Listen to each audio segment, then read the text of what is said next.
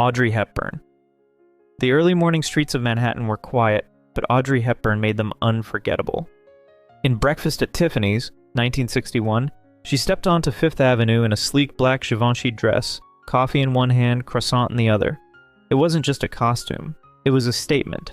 Designed by Hubert de Givenchy, the dress featured a fitted silhouette, a long hemline, and an elegant open back. But some say the version seen on screen wasn't exactly as Givenchy intended.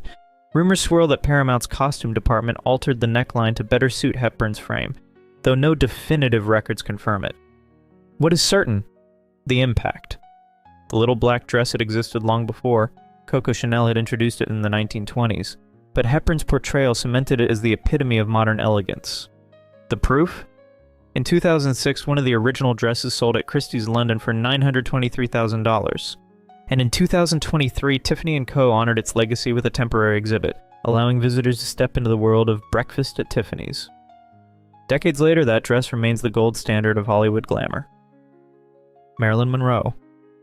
It was supposed to be just another scene. Marilyn Monroe standing over a subway grate, her ivory dress caught in an unexpected gust. But on the night of September 15, 1954, as cameras rolled on Lexington Avenue in Manhattan, the moment became something else entirely. A crowd estimated between 1,000 and 2,000 people gathered to watch. Their whistles and cheers made the scene almost impossible to film. Director Billy Wilder eventually reshot it in a studio, but the magic of that night had already cemented itself in Hollywood history. The dress, designed by William Travilla, was made from ivory rayon crepe. Its plunging neckline and pleated skirt designed to capture movement in the most mesmerizing way. Travilla maintained that he created it specifically for Monroe, though rumors swirl that he simply bought it off the rack, an allegation he fiercely denied.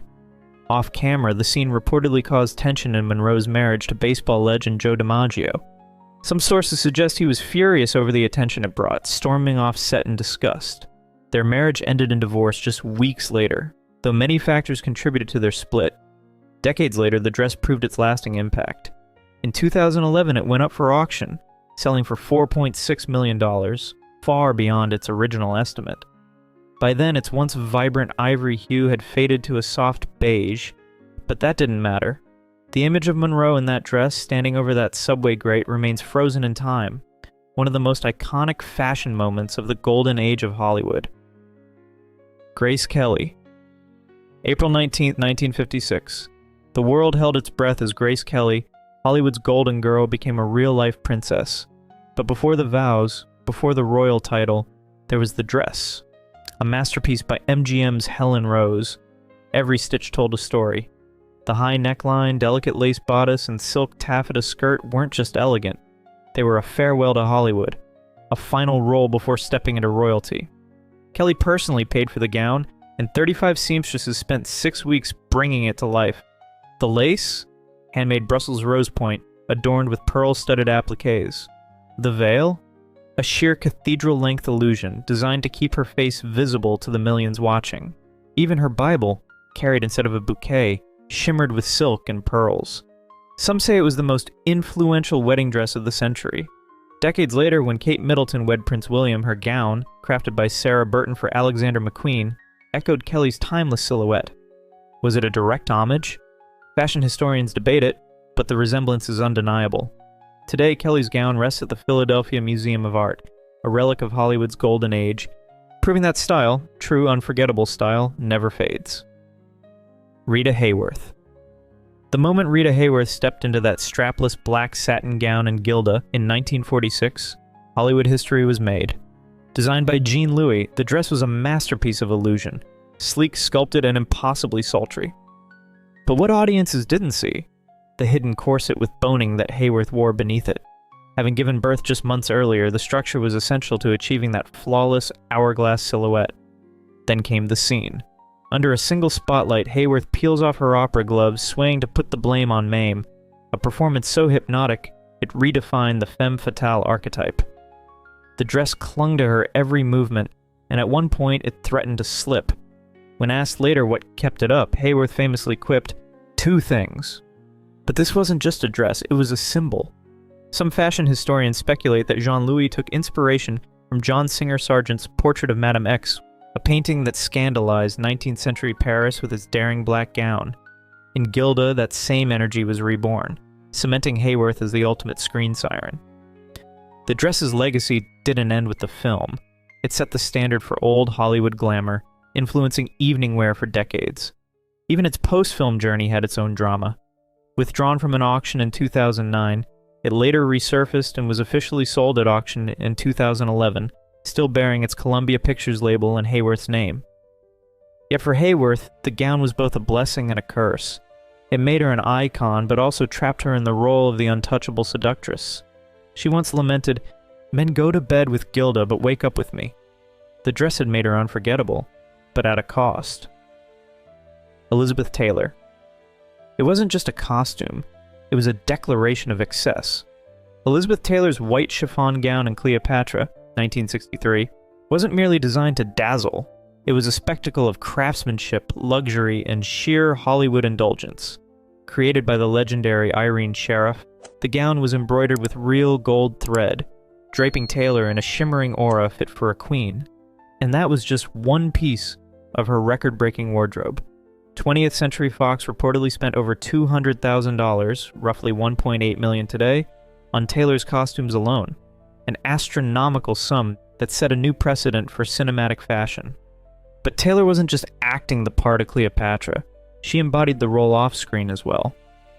Her love for jewelry was infamous, and during filming, Richard Burton showered her with Bulgari diamonds, though not the legendary Taylor Burton diamond which came years later. The fusion of her personal extravagance with her on-screen presence blurred the lines between history and Hollywood fantasy. The result? A film that strained 20th Century Fox's finances but left behind one of the most iconic fashion moments in cinema history. Carmen Miranda. A towering headdress of bananas, pineapples, and cherries perched atop a dazzling smile, Carmen Miranda's fruit-laden turbans weren't just accessories. They were a spectacle.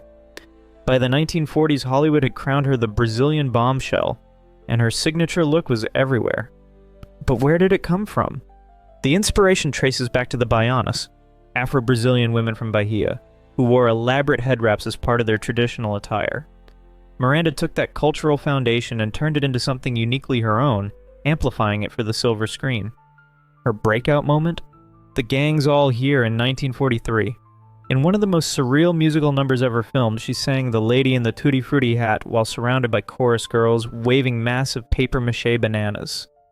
The scene became so iconic that Miranda's image became synonymous with tropical glamour. Some suggest her influence even helped solidify the Chiquita Banana brand's playful aesthetic, though the logo itself debuted in 1944, slightly predating her Hollywood peak. But not everyone was applauding. While audiences adored her flamboyant style, some critics argued that Hollywood was reducing Latin American culture to a cartoonish stereotype. Miranda herself was caught in the middle. She once said, "Look at me and tell me if I don't have Brazil in every curve of my body." She saw herself as an ambassador of Brazilian culture, but others felt she was being used as a caricature. Despite the debate, her impact on fashion was undeniable. Her fruit hats and extravagant costumes sparked a wave of tropical-themed trends, influencing everything from haute couture to costume parties. Even today, her legacy lives on. Her outfits are preserved in museums, and designers still reference her playful, over-the-top aesthetic. Love it or critique it, Carmen Miranda's fruit hat wasn't just a fashion statement, it was, and still is, a cultural phenomenon. Lauren Bacall. 1944, the screen flickers, and there she is. Lauren Bacall, standing in the shadows, her silhouette razor-sharp against the light. She steps forward, all structured shoulders and a cinched waist. Her suit as commanding as her gaze. This wasn't just fashion, this was a statement. To Have and Have Not introduced audiences to Bacall's signature look. Precisely tailored, effortlessly powerful. Costume designer Milo Anderson worked closely with her to craft an aesthetic that defied the era's ultra-feminine trends. Instead of delicate gowns, she wore sharply cut jackets and high-waisted trousers. A look that whispered confidence in a time when women's fashion still leaned toward the demure. Off-screen, Bacall's style echoed this persona. Polish, practical, and never excessive. Some fashion historians even speculate that her no-nonsense wardrobe choices influenced the rise of the modern power suit. Decades later, designers like Ralph Lauren and Tom Ford have nodded to her influence. proving that strength and femininity aren't opposites. They're a perfect fit. Josephine Baker. Paris, 1925. The Théâtre des Champs-Élysées buzzed with anticipation as Josephine Baker stepped into the spotlight. Draped in little more than a skirt of artificial bananas, she moved with electrifying energy, leaving the audience stunned. Some in admiration, others in scandalized disbelief.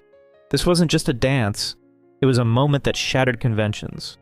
At 19, Baker had already left behind the racial barriers of America, finding in France a stage that both embraced and exoticized her. The banana skirt, designed to exaggerate colonial fantasies, was a spectacle that played into stereotypes, but Baker knew exactly what she was doing. The white imagination sure is something when it comes to blacks, she later wrote, reflecting on how she turned those perceptions into power. Offstage, Baker was no less a fashion icon. She worked with designers like Jean Patou and Lucien Lelong, crafting a wardrobe that exuded Parisian sophistication. The contrast was deliberate. On stage, she was the untamed muse. In high society, she was elegance personified, mingling with royalty and intellectuals. Her banana skirt became a cultural phenomenon, immortalized in posters, dolls, and endless reproductions. Even today, its influence lingers. Modern stars like Beyoncé and Rihanna have paid homage to Baker's daring style, channeling her fearless spirit rather than replicating the exact look. Yet, the debate over its meaning never faded. Was the banana skirt a symbol of empowerment or exploitation? Some saw it as a relic of racial stereotyping, while others argue Baker was reclaiming the narrative, turning the colonial gaze back on itself. What's undeniable is its impact. Nearly a century later, the image of Josephine Baker, mid-spin, banana skirt in motion, remains one of the most unforgettable fashion moments in history. Marlene Dietrich. 1930.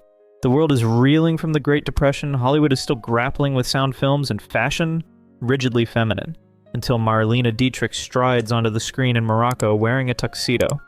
Not just any tuxedo, a razor-sharp, perfectly tailored black suit crafted by Paramount's legendary costume designer Travis Banton. Paired with a silk lapel, crisp white shirt, and a top hat tilted at the perfect angle, Dietrich didn't just wear menswear, she redefined it. Director Joseph von Sternberg had seen Dietrich at a Berlin party dressed in a man's suit, and immediately knew this was her image. He and Banton meticulously refined the look, ensuring it radiated effortless confidence. But this wasn't just about style, it was a direct challenge to the era's rigid gender norms. While women's trousers were still met with social stigma, Dietrich made them a symbol of power. Then came the moment. On screen, Dietrich in full tuxedo saunters through a nightclub, cigarette in hand, exuding an almost untouchable cool. And then she leans down and kisses a female audience member on the lips. In an era where even the suggestion of queerness was taboo, this was electric. Some critics were outraged, others were mesmerized. Either way, the message was clear. Dietrich wasn't just bending fashion rules, she was rewriting them. Off-screen, she doubled down on her androgynous style. She wore tailored suits in public, traveled with a wardrobe full of masculine silhouettes, and famously remarked that she preferred men's clothing not for shock value, but because she found them more flattering. Her influence rippled through fashion history, shaping the evolution of androgynous style. While some speculate that Yves Saint Laurent's iconic Le Smoking tuxedo is directly inspired by Dietrich, the connection remains unconfirmed. What's undeniable is that her fearless approach to fashion paved the way for generations of rule breakers. Dietrich's tuxedo wasn't just a costume, it was a statement. One that declared power, elegance, and rebellion could all exist in a single, perfectly cut suit. Jacqueline Kennedy. A flash of pink. That's what history remembers. Jacqueline Kennedy's suit, designed by Oleg Cassini and tailored in New York, was already a symbol of elegance before November 22, 1963. But after that day, it became something else entirely. Jackie had worn it on multiple occasions, including diplomatic visits, and it was one of JFK's favorites. But in the glare of history, it's not the tailoring that makes it unforgettable, it's the bloodstains. Lady Bird Johnson later wrote in her diary about seeing a bundle of pink just like a drift of blossoms lying in the back seat. Jackie refused to change, standing beside Lyndon B. Johnson as he was sworn in, her stockings soaked, her gloves missing. When urged to change, she reportedly said, "Let them see what they have done."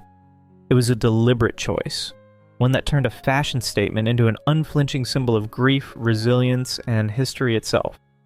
The suit, preserved by the National Archives, will remain unseen by the public until at least 2103 per the Kennedy family's wishes. Its matching pillbox hat and gloves, however, vanished in the chaos of that day. The hat was last seen at Parkland Hospital, strands of Jackie's hair still caught under the hat pin. Some speculate it was taken as a relic, though no one has ever come forward. Today, the suit exists in a climate-controlled vault, untouched, uncleaned, a frozen moment in time.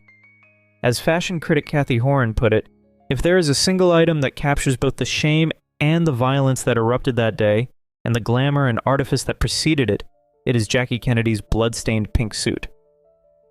Jean Harlow. Jean Harlow steps into the frame of Dinner at 8, 1933.